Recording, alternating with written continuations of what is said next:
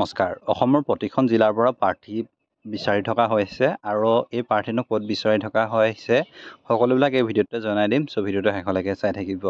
যদি আপুনি একো কৰা নাই তেন্তে এই ভিডিঅ'টো আপোনালোকৰ কাৰণে হেল্পফুল হ'ব, বা আপুনি ধৰি লওক কিবা এটা যদি বিচাৰি আছে। আৰু এই ক্ষেত্ৰত যদি আমি চাওঁ তেন্তে সমাজৰ শান্তি সুৰক্ষাৰ লগতে ৰাজ্যৰ সেৱা আৰু সদস্য সকলৰ সামাজিক নিৰাপত্তাৰ স্বাৰ্থত গঠন হোৱা সামাজিক স্বেচ্ছাসেৱী সংস্থা বা সামাজিক সুৰক্ষা বাহিনীৰ গাঁও পৰিচালক আৰু নগৰ পৰিচালক পদৰ বাবে প্ৰতিটো অঞ্চলৰ পৰা অভিজ্ঞ প্ৰাৰ্থী প্ৰয়োজন হয়।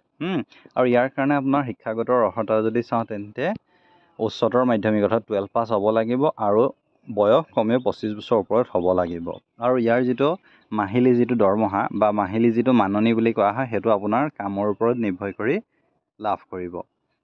আৰু ইয়াত আপোনালোকে যদি আগ্ৰহী হয় তেন্তে আপোনালোকে কেনেকৈ আবেদন কৰিব সকলোবিলাক ইয়াত জনাই দিম। চ' প্ৰথম যদি চাই তেন্তে আপোনালোকে এই বস্তুখিনি চাই ল'ব। গাঁও পৰিচালক আৰু নগৰ পৰিচালকৰ দায়িত্ব প্ৰধান প্ৰক্ৰিয়া যিখিনি হয় সেইখিনি আপোনালোকে চাই ল'ব পাৰে। স্ক্ৰীনশ্বট লৈ হ'লেও বা ইভাগে হ'লেও আপোনালোকে পঢ়ি চাই ল'ব পাৰে। মই আপোনালোকৰ আগত দেখাই দিছোঁ, আপোনালোকে ভিডিঅ'টো পজ কৰি আপুনি পঢ়ি চাব পাৰে। নেক্সট যদি চাওঁ তেন্তে আবেদন কৰিবলৈ হ'লে আবেদনকাৰী বয়স কমেও 25 বছৰ ওপৰত হ'ব লাগিব, লগতে শিক্ষাগত অৰ্হতা কমেও উচ্চতৰ মাধ্যমিক অৰ্থাৎ এইচ এছ উত্তীৰ্ণ হ'ব লাগিব। কোনো ধৰণৰ সামাজিক কাৰ্যকলাপৰ লগত জড়িত থাকিব নোৱাৰিব, লগতে পৰিচালনা সমিতিৰ আজীৱন সদস্যতা গ্ৰহণ কৰিব লাগিব। আজীৱন সদস্যতাত গ্ৰহণৰ বাবে 2100 বৰঙণি 3 বছৰৰ বাবে জমা দিব লাগিব।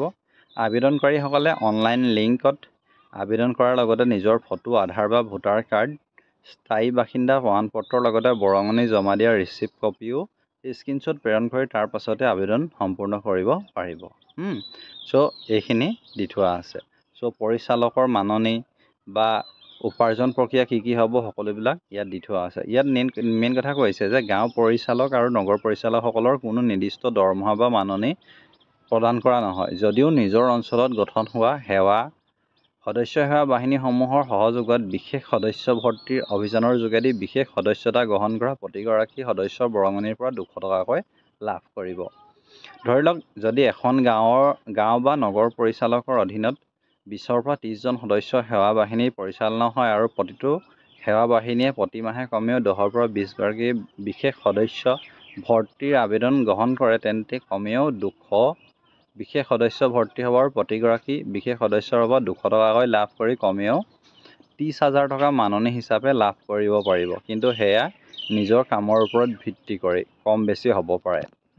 চ' 30,000 পৰ্যন্ত হ'ব পাৰে সেইটো কথা কৈছে। আৰু ইয়াৰ কাৰণে আপোনালোকে আবেদন কৰিবলৈ ডেছক্ৰিপশ্যন এটা লিংক দি দিম, তাৰ পৰা গৈ আপোনালোকে আবেদন কৰিব পাৰিব, যিটো surveyhit.com গৈ পিনে আপোনালোকে আবেদন কৰিব পাৰিব। সকলোবিলাক ইয়াত দি থোৱা আছে, নিজৰ কাম কি হয় পৰাপক্ষত আপোনালোকে সকলোবিলাক পঢ়ি মেলি চাই, যদি আপুনি এনেই আছে ধৰি লওক 25 বছৰৰ ওপৰত আপোনাৰ বয়স আৰু আপুনি ধৰি লওক গাঁও হওক বা নগৰতে যদি আপুনি এনেই আছে, কিবা এটা যদি কৰিম বুলি ভাবিছে, সামাজিক কামত যদি আপুনি লাগি মেলি থাকে তেন্তে এই ভিডিঅ'টো আপোনালোকৰ কাৰণে হেল্পফুল হ'ব। ধন্যবাদ।